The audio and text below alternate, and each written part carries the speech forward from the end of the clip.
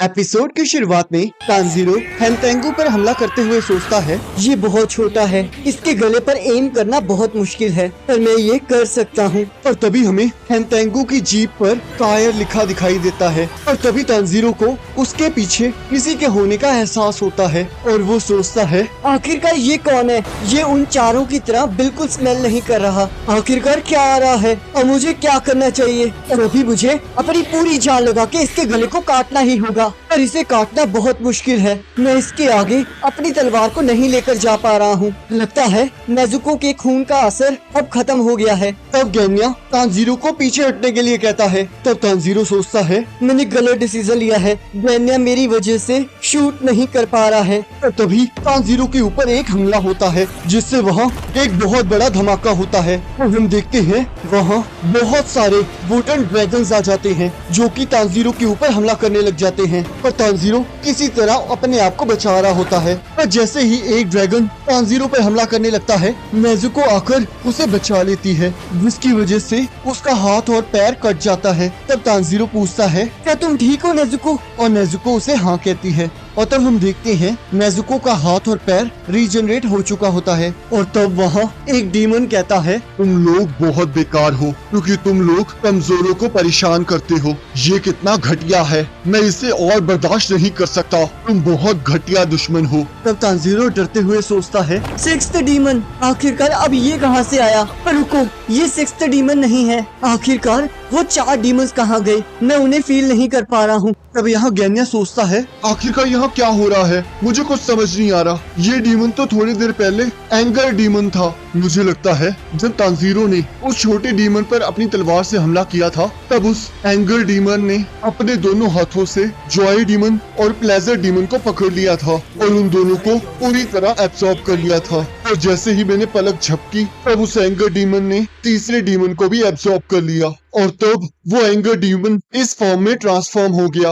आखिरकार ये सारे डीमंस क्या इकट्ठे हो चुके हैं? इस बार तो ये स्प्लिट भी नहीं हुआ, पर अब ये बहुत जवान लग रहा है। ये तो एक बच्चा लग रहा है और ये बॉडी बिना मेन बॉडी के जुड़ी हुई है। तभी तानजीरो देखता है वो डीमन मेन बॉडी को छुपाने लगता है और तानजीरो उसे रुकने के लिए कहता है। और जैसे ही वो डीमन तानजीरो को गुस्से से देखता है, तानजीरो पूरी तरह से शॉक हो जाता है और सोचता है, यहाँ सांस लेना भी मुश्किल हो रहा है। आखिरकार ये कितना ताकतवर है, मेरे दिल में दर्द हो रहा है। तब वो डीमन कहता है, क्या हुआ? तो क्या जो मैं कर रहा हूँ तुम्हें कोई प्रॉब्लम है? दुश्मनों, जल्दी जवाब दो। तब यहाँ गेन्या सोचता है, इसकी आवाज और इसकी प्रेजेंस बहुत हैवी है। मैं अपनी ताकत खो रहा हूँ। अब तो मेरे लिए बड़ा होना भी मुश्किल हो रहा है। तब तानजीरो कहता है, आखिरकार तुम विलन्स क्यों हैं? तब वो डीमन कहता है, क्योंकि तुम कमजोरों को परेशान करते हो और इससे पहले तुमने एक छोटे से आदमी को मारने की कोशिश की थी जो कि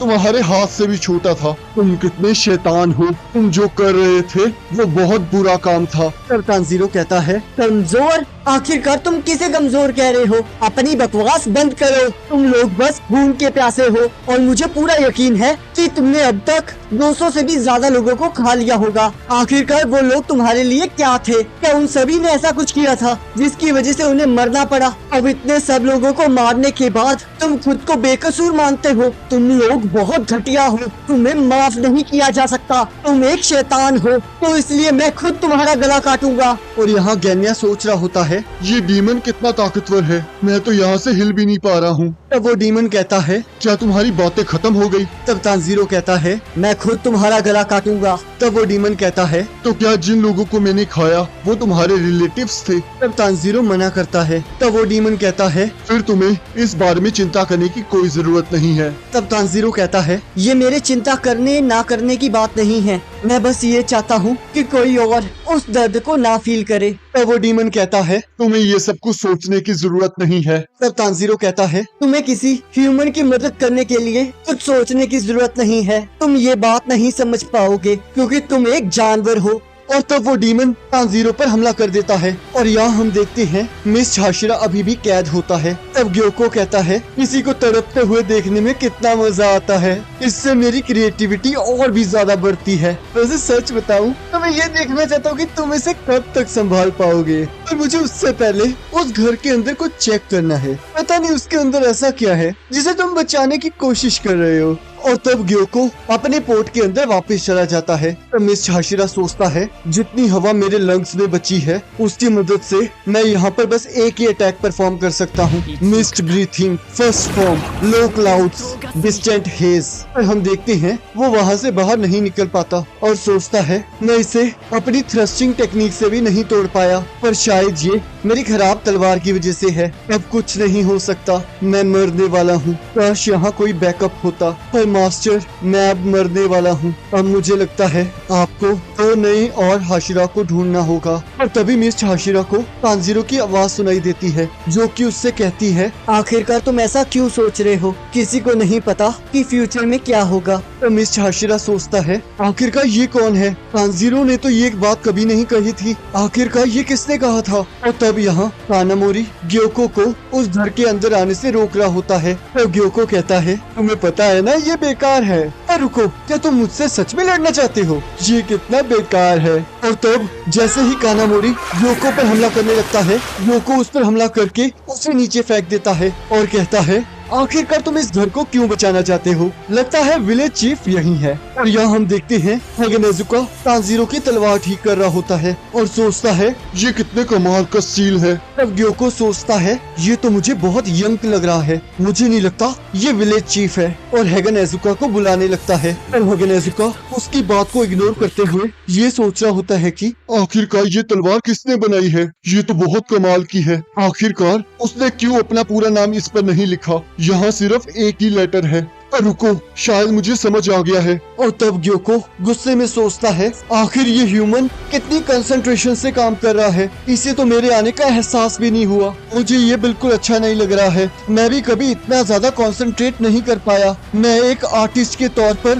हारा हुआ महसूस कर रहा हूँ। और वो हैगे नेजुका पर हमला कर देता है। और हम देखते हैं हैगे नेजुका की कंसंट्रेशन फिर भी नहीं टूटती है और तब ग्योको फिर से उस पर हमला करता है, पर हैगे नेजुका फिर भी नहीं रुकते हैं, जिससे ग्योको को बहुत इरिटेशन होती है। तब हैगे नेजुका कहते हैं उसने इसलिए इस वर्ड पर अपना नाम नहीं लिखा क्योंकि उसने इस तलवार को बहुत डिटर्मिनेशन से बनाया था और उसके बाद उसने इसके ऊपर बस सिंगल वर्ड ही लिखा जिसका मतलब इस तलवार का एक ही उद्देश्य है। तब ग्योको सोचता है मुझे ये बिल्कुल पसंद नहीं आ रहा, इसे मारना बहुत आसान है, पर मैं चाहता हूँ कि ये इस वर्ड को छोड़ दे, मैं इसकी कंसंट्रेशन को तोड़ना चाहता हूँ। तब यहाँ मिस्ट हाशिरा सोचता है मेरी आंखें बंद हो रही हैं, मैं मरने वाला हूँ। तब तांजीरो से कहता है अपने अंत को खुद मत डिसाइड करो। तब मिस्ट हाशिरा सोचता है तुमने मुझे ये कभी नहीं कहा। तब तांजीरो कहता है इतनी जल्दी हार मत मानो, कोई तुम्हें बचाने जरूर आएगा। तब मिस्ट हाशिरा सोचता है तुम आखिरकार ये क्या कह रहे हो, आखिर में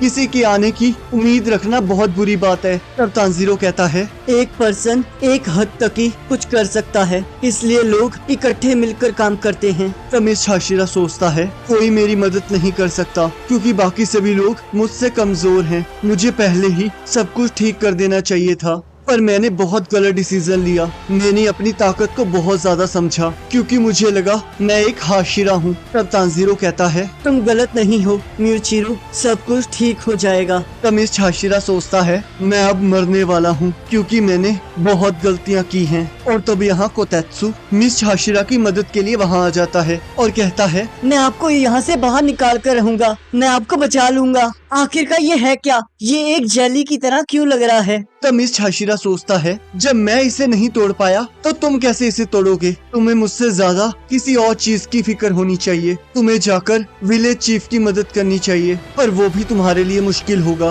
पर तुम कम से कम ज्यादा से ज्यादा तलवारों को इकट्ठा करके यहाँ से भाग सकते हो। और तभी वहाँ एक छोटा डीमन आ जाता है और मिस्ट हाशिरा कोतेत्सु को उसके पीछे देखने के लिए कह रहा होता है और तभी वो डीमन कोतेत्सु पर हमला कर देता है और तब मिस्ट हाशिरा उसे वहाँ से भागने के लिए कहता है, पर वो डीमन कोतेत्सु के पेट में अपना पंजा मार देता है। तब मिस्ट हाशिरा सोचता है इसने उसके कमजोर हिस्से पर वार किया है, ये पक्का मारा जाएगा। आखिरकार तुम ये क्या कर रहे हो, अपने जख्म को पकड़े रखो और यहाँ से भाग जाओ, मेरे पास मत आओ, तुम्हें मेरी मदद करने की कोई जरूरत नहीं है, तुम कुछ नहीं कर सकते। और तब हम देखते हैं कोतेत्सु उस वाटर बबल के अंदर कुछ एयर ट्रांसफर करता है और तब मिस्ट हाशिरा को तांजीरो की बात याद आती है जिसने कहा था दूसरों की मदद करने से होंगे, आखिर में तुम्हारे साथ भी अच्छा ही होगा। और तब एक और पर्सन कहता है, जब ह्यूमंस को किसी की मदद करनी होती है तब उनकी स्ट्रेंथ का कोई मुकाबला नहीं कर सकता, समझे म्यूचिरो? और तब यहाँ मिस्ट हाशिरा सोचता है, मैं जानता हूँ,